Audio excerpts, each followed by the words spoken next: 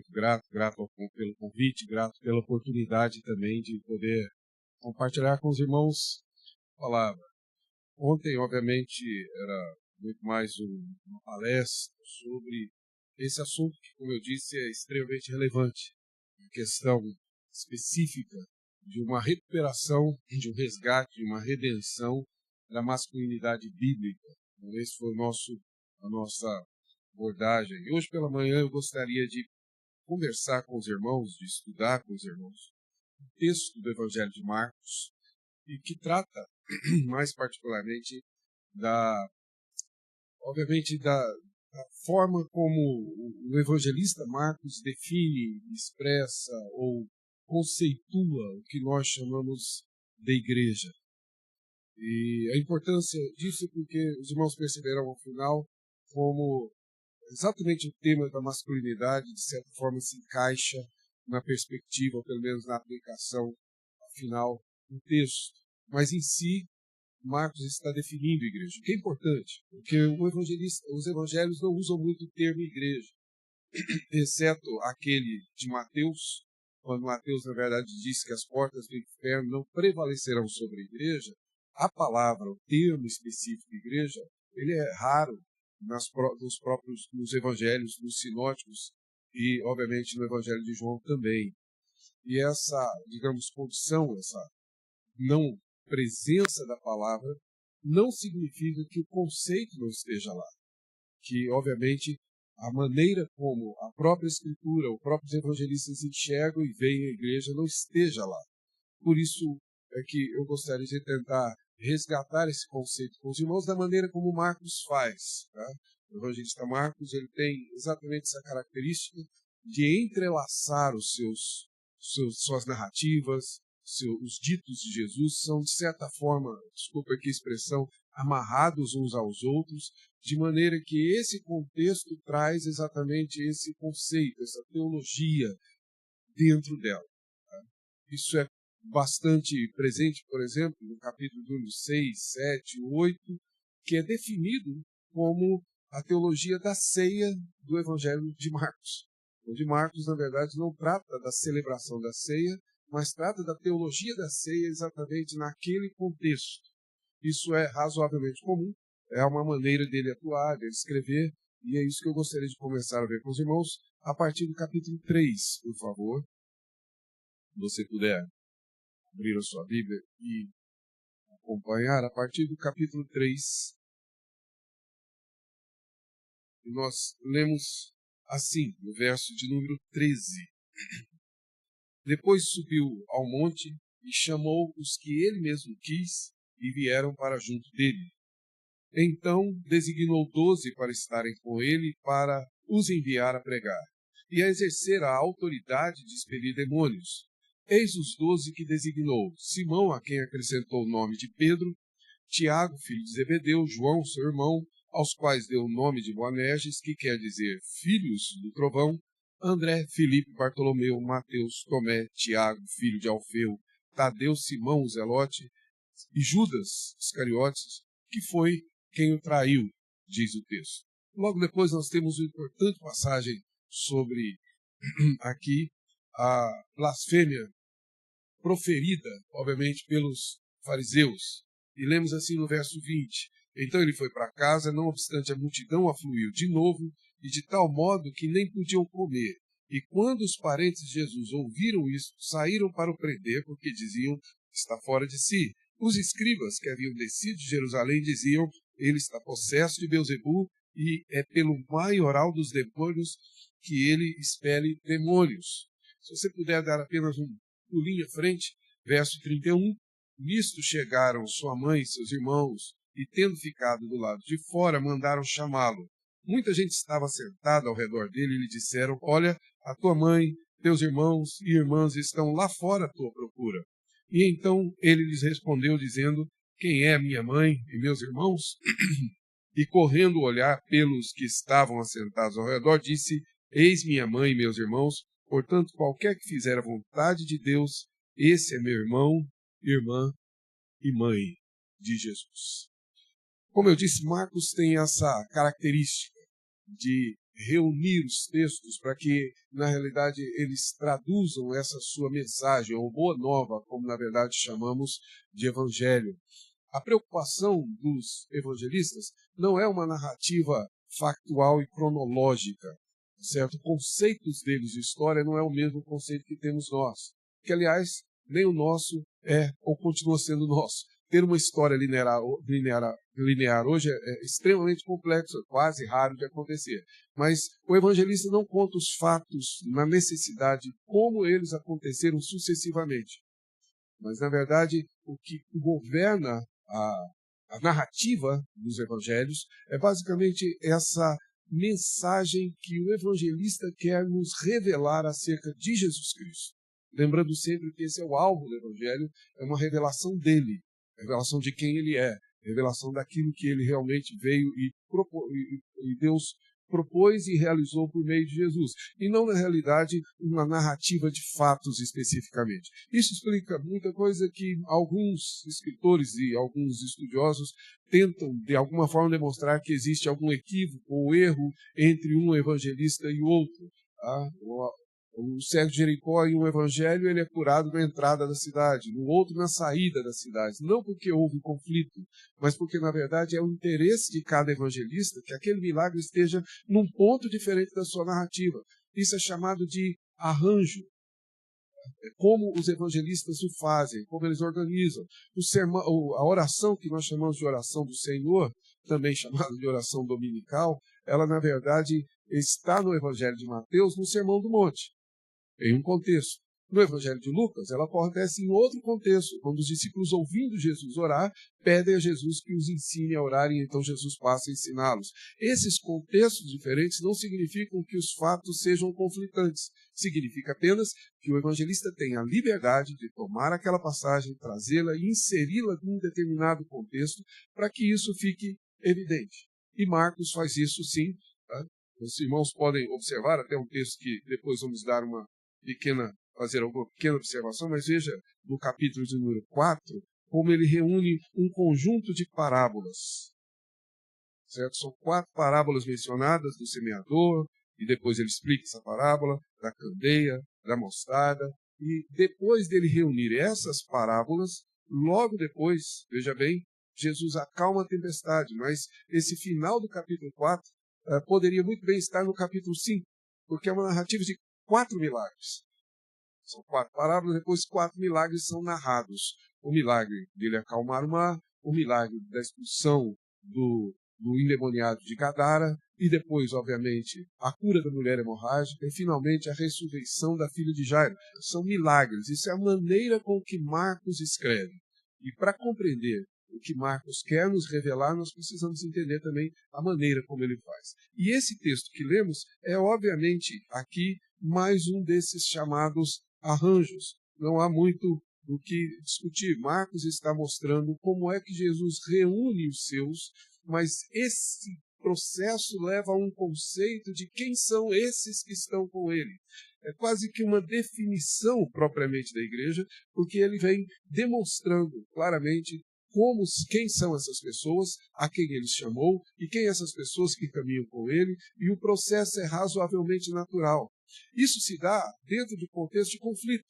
Conflito que revela exatamente uma posição dos fariseus, que foram mencionados aqui, dos escribas, a posição da multidão, que aqui está presente, a dos discípulos, obviamente, e inclusive da família de Jesus. Em torno desse fato, Marcos expõe aquilo que, na verdade, à luz do próprio Marcos, é a definição de quem é esse povo que anda com Deus. Mesmo que não tenha o título de igreja, mas quem são essas pessoas que o acompanham e que, obviamente, podemos chamar aqui de discípulos, e se eu não estiver equivocado, discípulos somos nós até o dia de hoje. Espero que continuemos sendo discípulos, né? Claro, apóstolos nunca, discípulos sempre. É como Deus realmente nos chama para ser. Se é essa a concepção, eu peço a vocês que observem aqui como Marcos delineia isso no seu texto. Por favor. Diz o capítulo 3, o verso de número 13, que depois Jesus subiu ao monte e, veja bem, chamou aqueles que ele mesmo quis e vieram então para ele. Essa observação é para nós, de fato, essencial. Ou seja, quem são essas pessoas? Essas pessoas são aqueles a quem Jesus chamou de fato. Quando pensamos em termos de igreja, basicamente esse é o conceito elementar. Ou seja, ele basicamente conduz ou chama aqueles que ele mesmo quis para estarem com ele. Ou seja, são os chamados. Que para nós tem um valor essencial, principalmente para nós, que esposamos, que confessamos a teologia reformada. Nos dá claramente a demonstração de que nós somos aqueles a quem Jesus chamou e que vieram baseados nesse chamado. Ele mesmo nos chamou. E o texto é claro porque ele chamou a quem ele quis. Eram mais do que os 12. Tanto que no verso número 14, ele, na verdade, designa 12 do montante de discípulos. Jesus teve mais discípulos do que os 12. Os 12 é o corpo bem mais próximo, preparados para assumir o apostolado posteriormente, mas haviam, com certeza, outros discípulos e, obviamente, mulheres que faziam parte desse grupo que caminhavam com Jesus. E esses homens foram chamados exatamente dessa forma, aqueles a quem ele quis chamar. Não aqueles que desejaram ser chamados, não aqueles que, na verdade, se propuseram a segui-lo, mas aqueles a quem ele quis. Isso é fundamental na nossa concepção de igreja. Ser, exatamente, estar na igreja não é uma opção minha e sua, não foi uma escolha que nós tomamos, digamos, voluntariamente em algum momento. Pode ser que você tenha, digamos, a autoridade de escolher qual igreja você frequenta, mas fazer parte da igreja de Cristo não é, obviamente, uma decisão isoladamente pessoal. Não é contra a sua vontade, isso é verdade, porque Deus opera exatamente na nossa vontade, mas é obviamente uma ação que é superior à minha vontade. Foi a quem ele quis que ele chamou. E essa é uma confissão que fazemos constantemente. Aliás, é uma das grandes acusações que recebemos, de sermos, sim, defensores da doutrina chamada de predestinação ou de eleição, seja como for, mas a Escritura não nega isso. É aquele a quem ele quer que ele chama. E ele chama para si. A decisão pertence a ele. Talvez isso seja, digamos, muito mais claro, talvez para mim, pela maneira como aconteceu a minha conversão. Isso, obviamente, faz alguma diferença, talvez, mas para mim é absolutamente claro. Se estou na igreja, eu tenho absoluta certeza que não fui eu quem escolhi, mas eu que fui escolhido. Nós éramos, na minha igreja, na minha casa, não havia ninguém que fosse evangélico, ninguém que frequentasse a igreja. Lá na nossa infância, muito distante, nós crescemos em Goiânia, em Goiás, mas na verdade, na nossa infância, nós fomos, na verdade, criados. Eu nasci em Cuiabá, Mato Grosso, e lá minha avó, por um breve tempo, brevíssimo tempo, nos levou na escola sabatina da Igreja Adventista e só. Fora isso, nenhuma relação com nenhuma igreja, propriamente dita. Eu cresci assim. Na minha escola, eu estudei numa escola presbiteriana, mas não era presbiteriano, e na minha escola a professora sempre fazia no início do ano, uma enquete, fazia aquelas perguntas e perguntava então o nome, etc., e perguntava qual a religião. Nesses tempos eu sentava da sala e ficava fazendo a minha estatística. O que desse mais é o que eu seria. Era assim que eu realmente me portava, era assim que eu realmente declarava aquilo que na verdade não era fé. Contudo, dentro desse mesmo colégio, meu irmão, que estudava um ano à minha frente, pastor também hoje, ele, na verdade, tinha 2 amigos, um adventista e um presbiteriano, que começaram a discutir teologia, porque naquela semana os gideões tinham passado pelo colégio e distribuído as Bíblias dos gideões. Então, começaram a discutir teologia, discutir adventismo e presbiterianismo entre si. Meu irmão, obviamente, com aquela Bíblia em mão, começou a estudar em casa a Bíblia para combater o presbiteriano. Quanto mais lia, mais era convencido. E assim, em um determinado momento, o pai do amigo presbiteriano falece, ele vai ao ofício fúnebre, e no ofício fúnebre do seu Agileu, meu irmão se converte e começa a frequentar a igreja, que ficava 1 hora de caminhada. Ele ia a pé e voltava a pé, todos os domingos.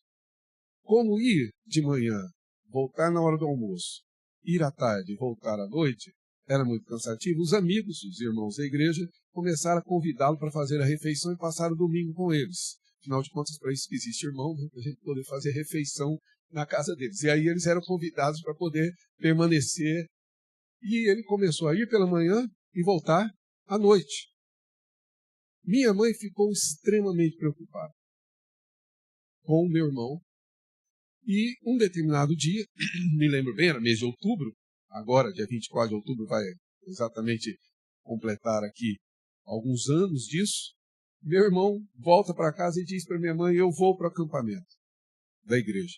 Minha mãe disse: não vai. Ele disse: eu vou. Minha mãe disse: você não vai. E ele disse: eu vou. E minha mãe sabia que ele tinha uma personalidade assim forte, que ele, se ela trancasse, a hora que ele estivesse sozinho, ele iria, nem que fosse a pé, mas ele iria de qualquer forma. Falou: você vai, mas seu irmão vai com você. Vocês já sabem, né? Eu chego no futebol, poeira até a sobrancelha, e eu vejo uma malinha daquelas de ir para São Paulo, como a gente chamava antigamente, parada, e pergunto: quem vai viajar?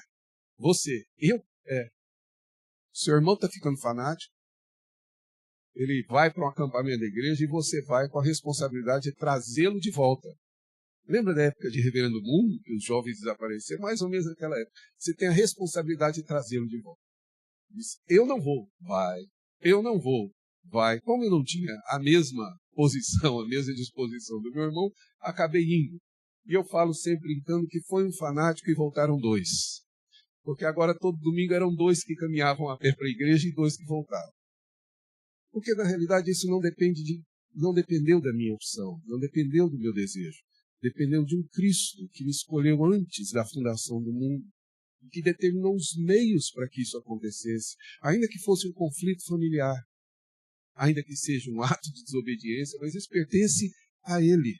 E Ele determina os meios e Ele determina quem são. Afinal de contas, quem é a igreja? A igreja é exatamente aqueles que Ele escolheu, aqueles que Ele quis. Essa é, obviamente, a perspectiva que Marcos traz. Veja bem, o texto diz no verso 13: e vieram para junto dele. E isso é fundamental que entendamos. Igreja não é, na verdade, uma filiação nossa a uma determinada organização, falando em terceiro setor, a uma associação religiosa. Não é isso. Igreja é exatamente um povo que está, sim, junto de Jesus, que vem para junto dele. As Escrituras usam termos diferentes. Se você for ao Evangelho de João, João vai usar a expressão, na realidade, daqueles que permanecem nele, que estão nele. Se você for para Paulo, Paulo vai usar uma expressão muito importante, ontem nós vimos um pouco dela, é exatamente aqueles que estão no Senhor e que particularmente fazem tudo exatamente por meio do Senhor. Essas são as pessoas, são pessoas chamadas, uma palavra que nós perdemos um pouco o sentido, exatamente por conta da nossa língua. Chamado hoje é basicamente uma espécie de vocação profissional. Aí você faz uma espécie de análise para poder saber qual é a sua vocação. É um teste vocacional. Vocação é um chamado, neste caso aqui, específico que Deus faz. Ele chama a quem Ele quer para estar com Ele. E essa é exatamente a nossa definição. Pessoas que Ele escolheu, que Ele chamou para estar com Ele. Não é estar em um lugar, é estar com Ele. Daqui a pouco a nossa escola dominical encerra.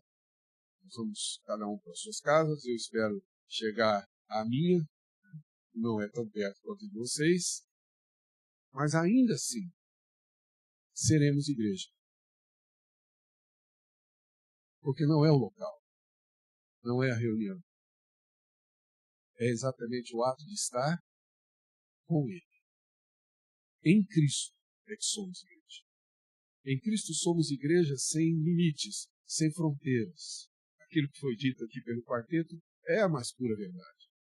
Onde estivermos, nós estaremos com a igreja de Cristo. Eu tive uma experiência bastante forte disso quando, dirigindo o meu carro, voltando da Bahia, no interior de Goiás, ainda dentro da Bahia, na divisa, na realidade, o carro fundiu o motor. E eu com 3 crianças dentro do carro. Dormi a primeira noite no posto de gasolina. Para arrumar o carro, precisava comprar umas peças. Fui até a cidade, mas aí eu tive, obviamente, uma orientação divina. Antes de comprar as peças, falei, escuta, aqui na cidade tem igreja presbiteriana? Tem. Poderia me levar até lá? Levei, o pastor não está, não tem, mas tem um presbítero, que é dono de uma loja, imagine de quê? De carro, e que fica ali próximo. Fui à casa do presbítero, fui até a loja do presbítero, expliquei para ele a situação. Ele nem me respondeu, só um minuto, pastor. Foi lá dentro, ligou para a esposa, com certeza mandou a esposa arrumar os quartos, preparar a refeição, pegou o carro dele, foi até o posto de gasolina na estrada onde estava, buscou a família, hospedou na sua casa, fiquei lá 3 a 4 dias até o carro ficar pronto, e disse, esse carro não chega lá em Goiânia para onde o senhor vai, se eu deixo o carro que eu despacho para o senhor vai de ônibus com a família. E daqui 3 a 4 dias o carro estava chegando no endereço da oficina mecânica do mecânico meu amigo. Porque, na verdade, eu nem sequer conhecia a pessoa. Mas, em Cristo, nós somos igreja. O fato de ser igreja implica exatamente nisso, uma vocação e um chamado para que estejamos juntos deles, e essa é a definição da igreja. Estamos em torno, obviamente, de Jesus. E agora, esse é o segundo conceito que Marcos nos dá, o que nós pensamos, o que nós cremos acerca de Jesus é o que nos une. Não é a simpatia. Não é o fato de nós realmente simplesmente desposarmos uma mesma teologia, embora a teologia seja fundamental, mas é exatamente aquilo que eu e você concebemos, cremos acerca de Jesus Cristo. Observe o texto, se você puder. A segunda passagem que lemos é essa do texto do verso 20 ao 21. E observe que aqui existem a descrição de 3 grupos. O primeiro deles, então ele foi para casa, não obstante, a multidão afluiu de novo. A multidão é o primeiro grupo. De maneira que Jesus e os discípulos nem podiam comer. Esse é o fato. Segundo, verso 21. E quando os parentes de Jesus ouviram a notícia de que Jesus e os discípulos nem sequer tinham tempo para se alimentar, os próprios parentes de Jesus disseram ele está fora de si. Jesus perdeu o juízo. É mais ou menos essa a ideia dos parentes de Jesus. Segundo grupo. Aí vem o terceiro grupo, verso 22. Os escribas que haviam descido de Jerusalém diziam, ele está possesso de Beelzebul. E é pelo poder, obviamente, de Beelzebul que ele expele demônios. Terceiro grupo. Veja como Marcos, embora seja o mais breve dos evangelhos, talvez seja o mais detalhista deles. Verso de número 21, 22 diz, os escribas que haviam descido de Jerusalém. Não eram os escribas ali da Galileia, eram os escribas de Jerusalém. Os escribas de Jerusalém eram, como dizem os estudiosos, os scholars, os eruditos, os mais altos doutores da lei. Era como se chegar ao ápice, digamos aqui, da sua capacidade teológica e como guardião, obviamente, da fé judaica. Dentro do judaísmo, um escriba chegar a ser escriba em Jerusalém é, obviamente, uma posição de profundo destaque. É alguém com grande capacidade, com grande experiência, com certeza um currículo tão vasto que poderia ser nomeado para o Supremo Tribunal Federal de então. Alguém que tem notório saber, alguém que está lá colocado exatamente pela sua capacidade. E foram enviados especificamente para poder fazer uma avaliação teológica de quem Jesus era. Portanto, toda a teologia que eles possuem não lhes permite saber quem ele era. Eles não conseguem, de fato, defini-lo. Não conseguem entender e compreender e crer em Jesus como ele é. Nem mesmo a multidão que se acerca de Jesus com a finalidade de alcançar, sim, seus benefícios. A multidão não está ali em torno de Jesus simplesmente porque encontrou o Messias, aguardado e esperado por tantos anos, prometido por Isaías há 700 anos atrás. Eles estão, na verdade, envoltos aqui nessa possibilidade de alguma maneira, alcançar algum benefício, alcançar alguma benesse, o que, comparado aos nossos dias, não é nada mais do que a mesma, digamos, não é uma coincidência, né? Esse fato de que a gente percebe há várias pessoas que continuam, uma multidão que continua seguindo, aspas, a Jesus, mas simplesmente com a finalidade de alcançar algum tipo de benefício, não porque compreendem quem ele é. E nem a família de Jesus, que ao vê-lo, observa e vê em Jesus alguém que na realidade não está dentro dos seus, digamos, juízos normais, e por isso pensam que ele está louco. Essa é a maneira com que eles olham para Jesus. Uma simples razão: saber quem Jesus é não depende de uma capacidade e de uma capacitação humana, depende de uma revelação divina. Deus foi quem nos revelou quem é Jesus. Isso é completamente uma ação dele. Crer nele não é um ato de capacidade intelectual. Porque senão, todos os que são dotados de grande capacidade intelectual deveriam crer. Crer é resultado de uma revelação, quando Deus soberanamente revela a você, naquilo que nós chamamos, obviamente, de uma salvação subjetiva, quando ele atua no seu coração e deixa claro para você quem ele é. E aí você crê nele. Essa fé é fruto de uma revelação. E isso faz parte exatamente do diálogo de Marcos. Se não, por favor, caminhe comigo um pouquinho ao final do capítulo 4. Observe. Diz, ao final do capítulo 4, que naquele dia, verso 32, os discípulos saíram sendo tarde e, obviamente, verso 37, levantou-se um grande temporal no barco. Jesus estava dormindo na popa. Os discípulos, então, desesperados, acordam Jesus e dizem a Jesus: Mestre, não te importa que pereçamos? Verso 39. E ele, despertando, repreendeu o vento e disse ao mar: Acalma-te, emudece. O vento se aquietou e fez-se grande bonança. Então lhes disse: Por que sois assim tímidos ou covardes? Como é que não tendes fé?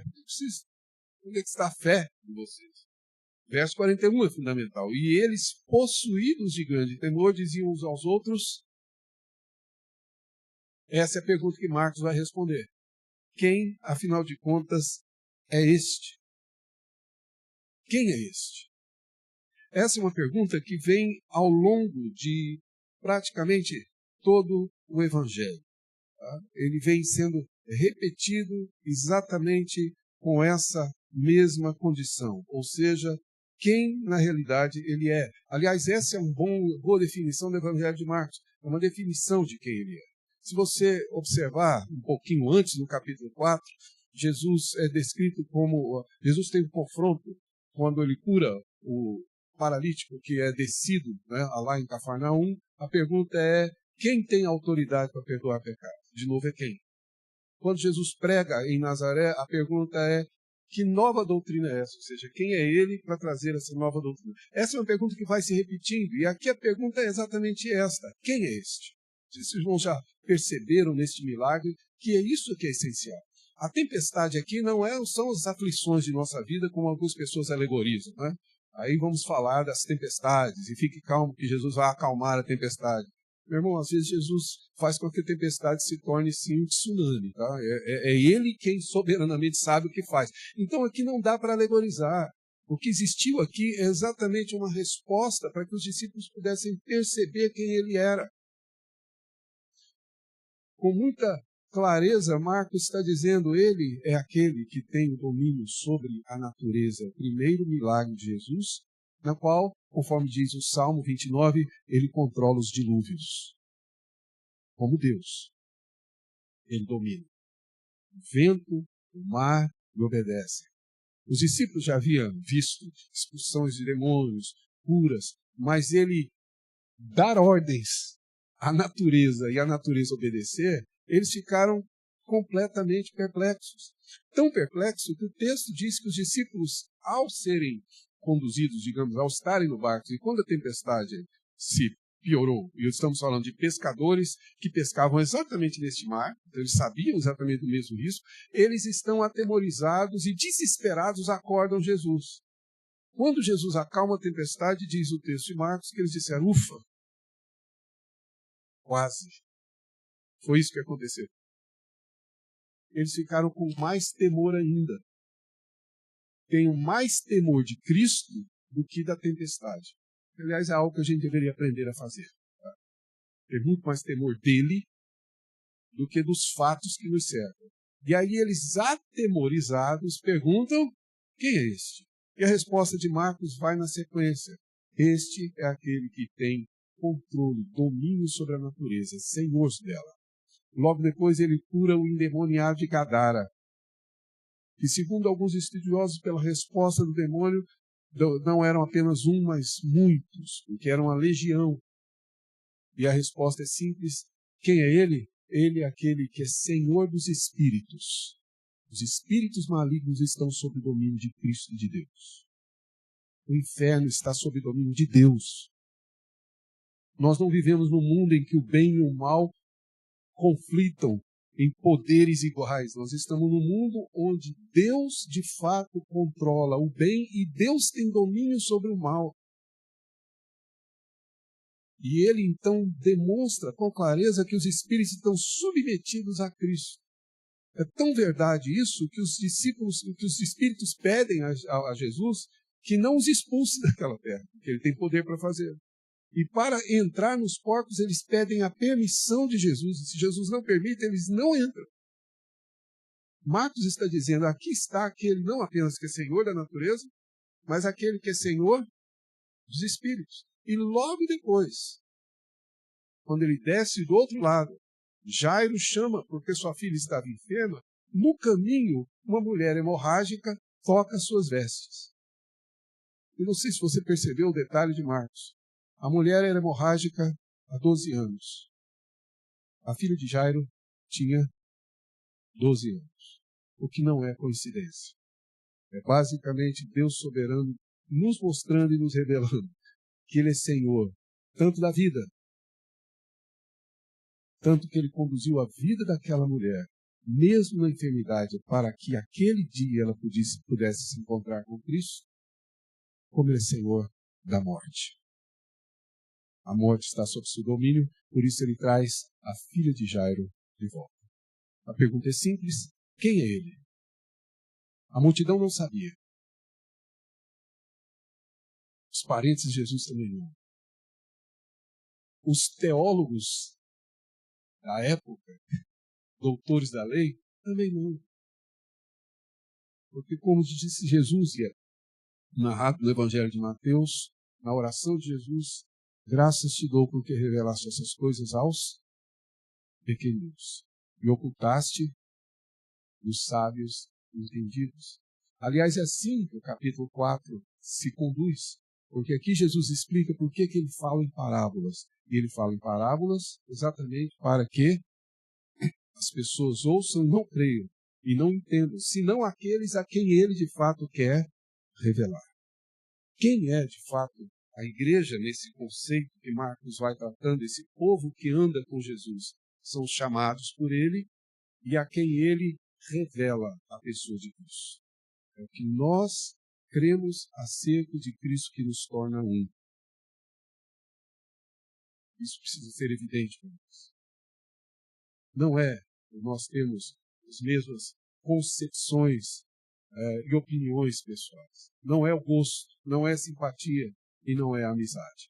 Tudo isso deve ser consequência exatamente daquilo que ele revela e do que ele nos mostra.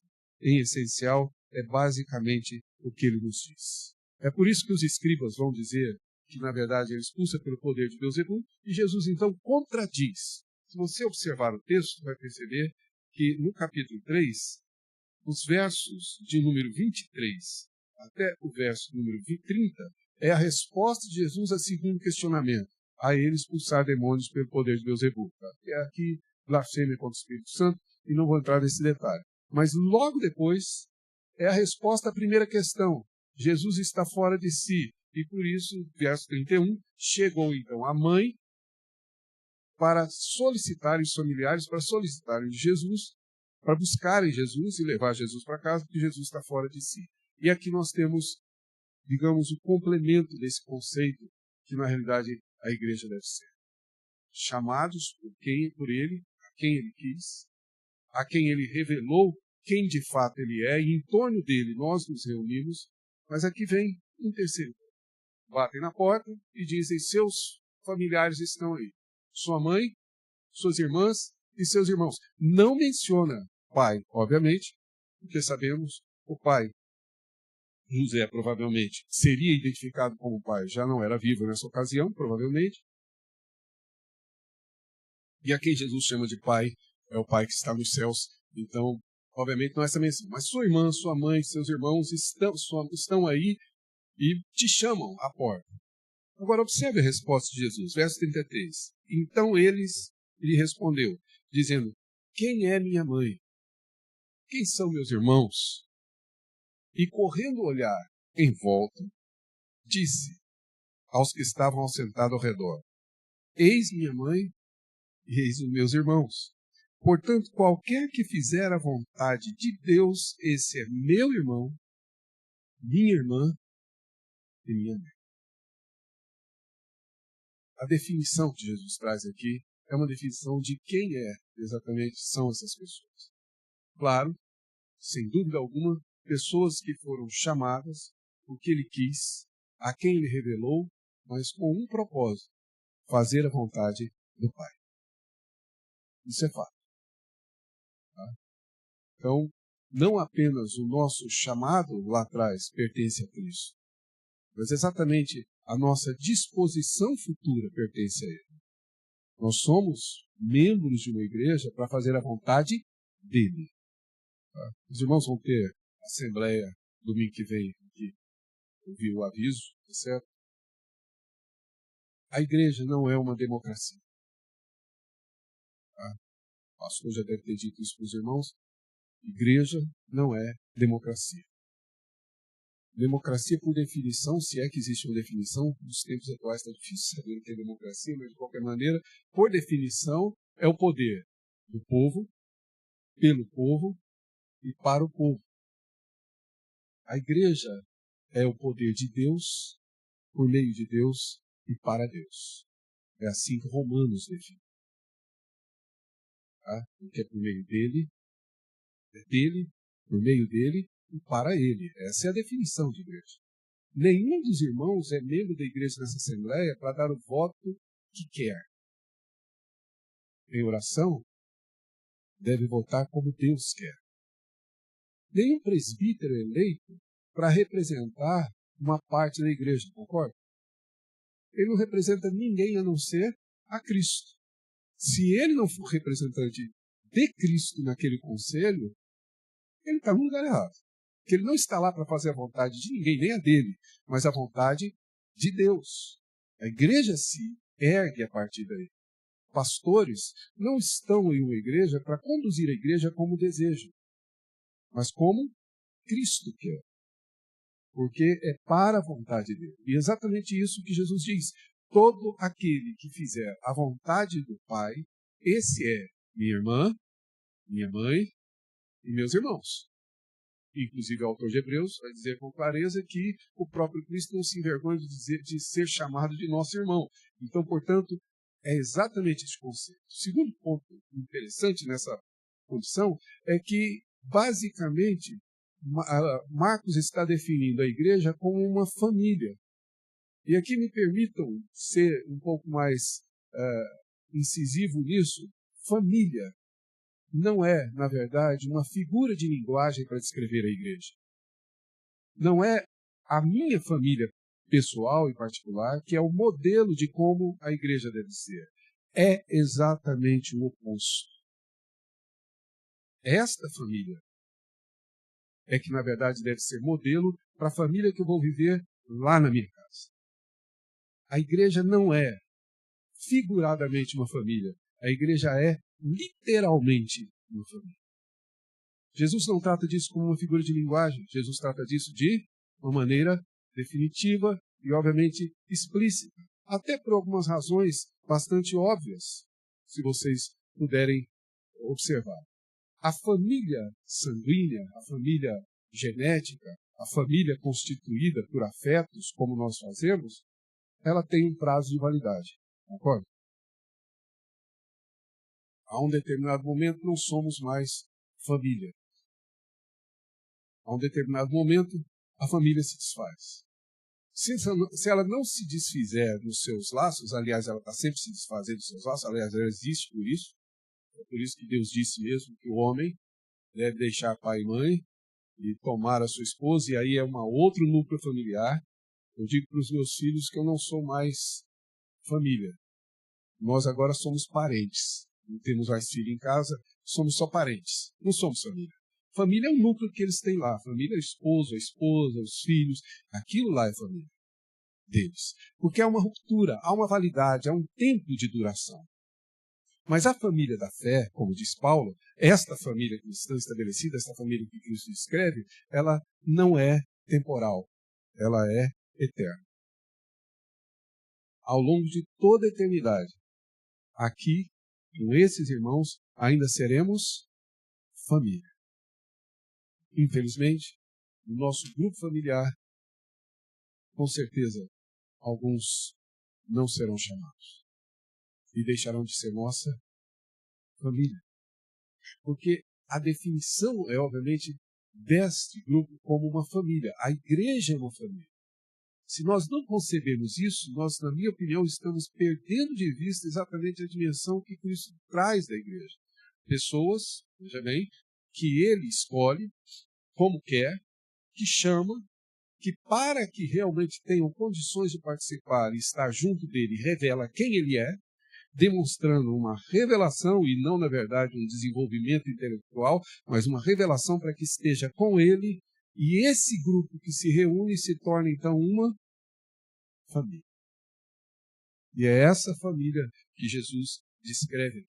Jesus não usa figuradamente, ele diz, esses são meus irmãos, esses são minhas irmãs, e esta é a minha mãe, com quem realmente nós temos um laço familiar.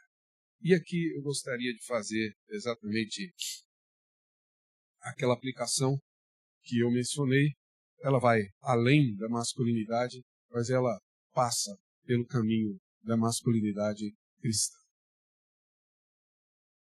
Na realidade, quando me converti, meu pai ainda não era falecido.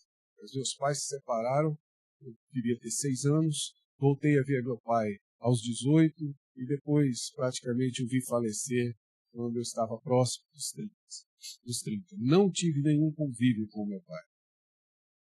Não tive nenhuma relação íntima, pessoal com meu pai. Muito mais por um esforço da minha mãe de preservar uma boa imagem dele, que não era tão boa assim, mas eu não convivi com ele. Então eu poderia dizer esta manhã aos irmãos que eu cresci sem pai. Se eu disser isso, eu estou mentindo. Deus sabe quantos pais eu tive na igreja. Homens que exerceram uma paternidade sobre mim. Sem que eu percebesse. Na grande maioria das vezes, sem que eles percebessem. Alguns, por longo período, um diácono que me chamava à casa dele quando era seminarista para um estudo bíblico, ele pedia que eu desse o estudo bíblico a ele, mas eu sabia que essa não era a intenção. É porque naquele dia a sua esposa fazia o pão de queijo, tinha um cafezinho, e ele então me colocava no seio da família dele. Não é porque eu estava ajudando, mas é porque ele estava me adotando, exercendo essa paternidade por longo período. Me ensinou muito, com poucas palavras. Um homem que foi, sim, eu posso dizer, meu pai, provido por Deus para um jovem convertido, entrava na igreja sem a paternidade. Isso se prosseguiu por longo tempo. Meu tutor eclesiástico foi durante muito tempo quase que um pai, com grandes conselhos para mim. Alguns fizeram isso por 5 minutos, outros por longos períodos. O que eu quero dizer aos irmãos é que a igreja foi minha família. Não faz muito tempo atrás, 7, 8 anos atrás, eu fui acometido de uma neoplasia maligna e fui fazer o meu tratamento de câncer, exatamente substituindo um pastor que estava com câncer. Ele faleceu, eu cumpri o período de remissão e tive alta até o momento muito bem. Mas morando em São Paulo, sem nenhum dos meus familiares próximos. Pergunta simples: quem foi minha família? Um determinado dia, eu soube depois, claro, não tinha como saber, foi a esposa Eliane que me contou, quando eu subi para a UTI, com o início de uma infecção generalizada, com grande risco, e aquilo veio como uma notícia de impacto para os próximos. Um amigo, que na verdade é irmão de fato, segundo ele mesmo me conta, quando ele estava no hospital e soube a notícia, disse que saiu, sentou no meio-fio e foi chorar e orar por minha causa. Porque em nenhum momento eu estive só. Em todos os momentos eu tive uma família. Um ponto que eu sempre cito quando menciono, já é muito conhecido, e é de um projeto social que nós desenvolvemos na cidade do interior de Minas, e que a igreja desejava fazer um projeto e, conversando com a minha equipe, conseguiram depois pensar e elaborar um projeto. Na cidade existia uma casa que era uma casa onde as crianças que eram retiradas da guarda dos pais, por abuso, por violência, por tudo mais, ficavam lá. Era uma casa que só tinha meninas. E elas ficavam nessa casa sob o cuidado da justiça. Os irmãos sabem como é uma cuidadora. Saíam da casa para ir para a escola, saíam da escola para ir para casa. Não iam a lugar nenhum, porque estavam sob a guarda da justiça. E eles pediram ao juiz, da igreja, para poder tratar, ter um projeto com aquelas meninas. E uma coisa que a igreja sabe fazer é acampamento. Né? A igreja faz bem isso. Alugaram uma chácara, o juiz deu autorização, as mulheres foram cuidar, obviamente, da cozinha, os homens também, ali os adultos, apenas adultos, cuidando daquelas adolescentes e pré-adolescentes, crianças da pré-adolescência até a adolescência, e levaram para a chácara para um dia, para ouvir a palavra, para brincar e etc. Algumas daquelas meninas nunca tinham entrado numa piscina. Compraram um maiô para as meninas tomaram banho de piscina e tudo mais. Eu fui no evento de encerramento desse encontro. Assentei bem na frente, no auditório grande, sentei bem na frente junto do pastor, e enquanto estavam sentados, uma menina negra sentou do lado dele, uma pré-adolescente. Conversou com ele e depois saiu. E aí ele me contou, essa menina que está aqui estava lá no grupo que a gente atendeu do projeto. Que bom. Ela tem 12, deve completar 13 anos este ano. Ela está grávida. E ela está grávida porque os seus pais a abandonaram quando ainda criança com o avô. E o avô ficou inválido, está de cama, não se levanta. E ela, para sustentar a casa, se prostitui com os caminhoneiros no posto de gasolina da cidade. Com 12 anos. E aí ele disse, ela se converteu no pecado. Aquela igreja se tornou a família que a menina não tinha. O avô passou a ser cuidado. Ela passou a ter todos os cuidados que uma pré-adolescente precisa, ainda mais nessa condição. Os cuidados com o pré-natal, com roupa de bebê, a igreja proveu. Os homens foram pais. cumprindo a sua masculinidade. Pais de uma filha que não tiveram, mas que agora, em Cristo, era filha deles. E ai de quem se aproximasse dela. Cheguei a conhecer um deles, que era policial civil. Dá para imaginar. Teve até um outro caso de uma menina que namorou um rapaz muito mais velho, e esse rapaz mais velho começou a persegui-la depois que ela terminou o namoro, e perseguia, ia na porta da escola, e ela falou para o pastor começou com esse diácono, que era policial civil. Não, pastor, vou deixar que eu vou lá, converso com o rapaz, não tem problema. Aí depois o pastor perguntou para a menina se ele continuava. Não, parou, nunca mais vi, parou de persegui-la. Ele falou, o que você fez? Conversou com ele, tudo certo. Deu tudo certinho, pastor. Eu chamei ele, e aí nós fomos conversar em particular, e eu mostrei o muro de chapisco para ele. Esfregou o rosto do rapaz no muro de chapisco e falou, essa menina você não mexe com ela. Isso se chama paternidade. E a igreja está carente disso. Uhum. Igreja. Isso. Quando Pedro diz, né, eis que tudo deixamos. Ninguém que tenha deixado pai, mãe por minha causa não terá nesta vida, e como diz o Evangelho, 100 vezes mais no futuro. Então Deus providencia. E os irmãos imaginam quantas pessoas estão esta manhã aqui carentes de família. Posso estar equivocado, mas é provável que tenhamos avós carentes de netos. E algumas pessoas que nem os terão. É provável que tenhamos aqui filhos carentes de pais, pais carentes de filhos. Não porque, na verdade, o filho abandonou, não dá, mas às vezes o filho vai morar distante. Eu tenho um filho meu que mora lá na Escócia. Você imagina? A carência, na verdade, não é causada simplesmente por um abandono, é causada por circunstâncias, por situações.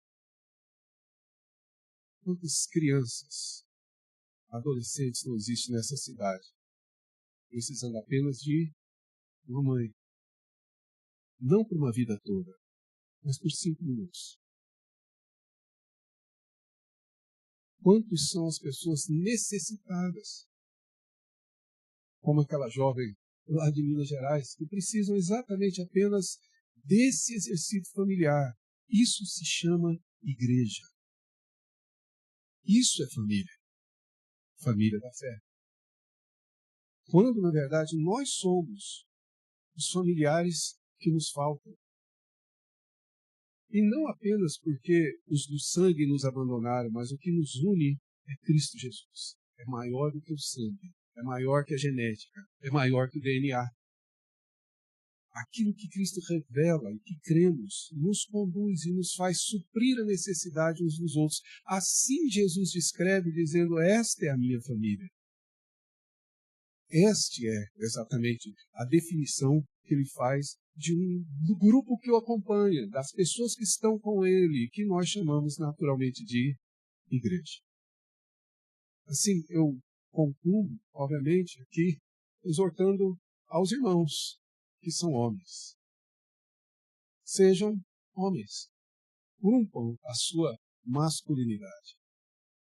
Há pessoas precisando de filhos, que inclusive filhos que os protejam. Para minha surpresa, nossa surpresa, minha e grande, descobrimos em uma igreja que eu pastoreei que havia uma família que possuía uma senhora de idade, mãe de um deles. Não sei se sogra ou se da nora, não sei, mas era mãe deles.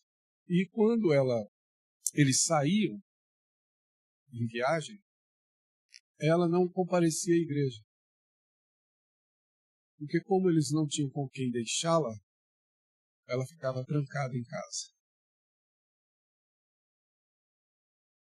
E eu estou falando de uma senhora que era membro da igreja. Não sei se os irmãos entendem o que eu quero dizer, mas as situações sociais são tão complexas. E a solução que Deus nos traz para isso é a igreja.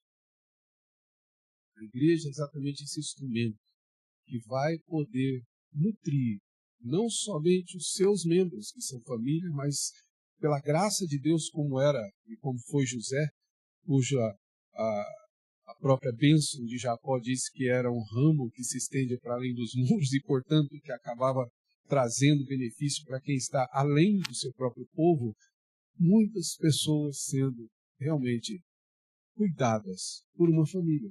Porque é este o conceito que a igreja deve ter. E nós, homens, estamos sendo exatamente convocados por Deus para ser isso. Ser pais, ser filhos que guardam, que protegem, que cuidam das pessoas, o zelo com essas pessoas. O cuidado é exatamente do que acontece. Esse é um cuidado que Deus traz, por meio de quem, na verdade, foi chamado. Como Ele quis e revelado da maneira como Ele mesmo faz. Em suma, o que eu gostaria de trazer aos irmãos é: revejam o conceito que os irmãos têm de igreja. Igreja não é um lugar para onde a gente vai. Igreja é um povo ao qual a gente pertence. Revejam esses conceitos. Nós não estamos reunidos aqui apenas para termos alguns encontros. Nós somos a família da fé. Nós somos a família de Cristo. Os homens, como representante deles no exercício dessa autoridade masculina que Deus instituiu, deverão ser exatamente os verdadeiros guardiães e aqueles que vão zelar pela condição da igreja, que é ao qual Deus nos chamou. É o que Deus nos institui. Eu pastorei também uma igreja recentemente até, e um dos membros da igreja era segurança. Eu trabalhava como segurança nos shoppings de São Paulo. Mas me chamava muita atenção dele. Quando entrava alguém suspeito, diferente na igreja, ele saía do lugar que ele sempre sentava e se assentava perto da pessoa. E eu sabia que ele estava ali. Eu falei: você faz isso instintivamente? Eu falei: não, pastor, é porque é costume, claro. A gente já tem um olho meio clínico, né? Não é que a pessoa é, mas a pessoa tem uma indicação, a gente já fica preocupado. E aí eu vou. Não vou esperar ninguém ir. Eu vou. É isso que Deus me fez. Deus me fez um segurança, então eu vou usar o que eu sei, o que eu conheço, para poder, obviamente, servir ao Senhor. Então eu fico lá perto. Se der problema, pode ter certeza que eu sou o primeiro. Se não der, tá tudo bem, a pessoa assiste o culto, sai do culto sem problema. Mas toda vez que começava, eu estava ao culto, chegava uma pessoa, ele sentava sempre ao fundo para ficar observando. Era uma pessoa um pouco mais estranha, e a igreja sempre entra ali assim. Ele se levantava e sentava, nem diácono era, sentava perto, cruzava o braço com a Bíblia e ficava ali observando. E eu vi isso várias vezes, até que eu conversei, e basicamente ele estava exercendo aquilo que Deus lhe concedeu. Estava protegendo os seus irmãos, protegendo a sua casa, protegendo a sua família, protegendo aqueles que são seus. É isso que Deus nos chamou para fazer. É isso que fazemos quando contribuímos, quando frequentamos a igreja. Antes de terminar esta manhã, você com certeza sabe que pode exercer o seu papel ainda esta manhã. Certo? Se você não tem filhos próximos, eu diria: seus filhos estão aqui. Se você não tem pais próximos, como eu não tive, eu diria: seus pais estão aqui. A sua família é constituída por Deus. Veja bem, quem Ele quis, a quem Ele chamou para estar junto dele, a quem Ele revelou exatamente quem Ele é, para que nós pudéssemos, sim, suprir exatamente essas necessidades mútuas que temos. Então, em complemento ao que eu disse ontem, eu queria dizer aos homens que aqui estavam e aos que não estavam: exerça a sua autoridade como uma responsabilidade que Deus te deu, não como um privilégio. Exerça essa autoridade que Deus instituiu, não como status, mas como serviço. exerça essa responsabilidade, essa condição e essa autoridade que Deus te deu, não para atender os seus interesses e atender o seu benefício, mas para atender o benefício de quem você serve. Exerça isso lá na sua casa. Seja homem lá. Exerça isso aqui, nesta casa. E seja homem. Assuma o seu papel masculino. Que é uma carência muito grande. Se é que nós queremos vencer essa batalha, como eu disse ontem, que não é uma crise. Isso vai existir e vai prosseguir. E estamos nós convocados e chamados por Deus para fazermos parte exatamente dessa família, desse grupo que vai fazer a diferença. Como eu disse ontem, se o mundo quer descobrir o que é ser homem, não são novas alternativas que têm que ser criadas. Devem olhar para a igreja. Aqui nós vamos ser como Cristo é, e aí sim, o verdadeiro homem vai ser visto em nós. Não com perfeição, mas sim com a dedicação necessária. Mas também repito aos irmãos, aqui, o mundo vai descobrir o que significa ser família, porque é a igreja que ensina a família lá em casa como se comportar, e não o inverso. Talvez esse seja um dos problemas, né? Mas não, é aqui que nós ensinamos como seremos lá. Então a igreja é exatamente essa família em Cristo Jesus. A honra de sermos irmãos, irmãs e mãe deles. Vou concluir com um texto, quase não prestamos atenção, mas só para concluir mesmo, se você puder abrir sua Bíblia finalmente em Romanos, capítulo 16, quase nunca a gente lê com atenção as saudações, né? A não ser que você esteja querendo escolher nome para os filhos. Aí você lê, né? Porque tem vários nomes bíblicos. É aqui que eu tirei a sugestão para uma amiga minha, que teve gêmeos, 2 filhas gêmeas. E eu sugeri os nomes que estão aqui. Trífena e Trifosa. Ela não quis, ela adotou outros nomes, mas eu sugeri a partir daqui. Mas fora esse cuidado, eu queria chamar a atenção de vocês do verso 13 do capítulo 16. Diz Paulo, saudai a Rufo, eleito no Senhor, e igualmente sua mãe, que também tem sido mãe para mim. Mãe de Rufo tem sido mãe do apóstolo Paulo. Isso não é figura de linguagem. Isso é literal. Até Paulo precisava de uma mãe. Nós precisamos, de fato, ser a família da fé que Paulo descreve em suas cartas e que Cristo descreve aqui segundo o Evangelho de Marcos. Eu espero que a igreja, que a Aliança Real, seja reconhecida exatamente por isso, por essa característica fundamental. Quem vier a visitá-los, encontre aqui uma família, e que cuidamos sim uns dos outros. Deus nos abençoe.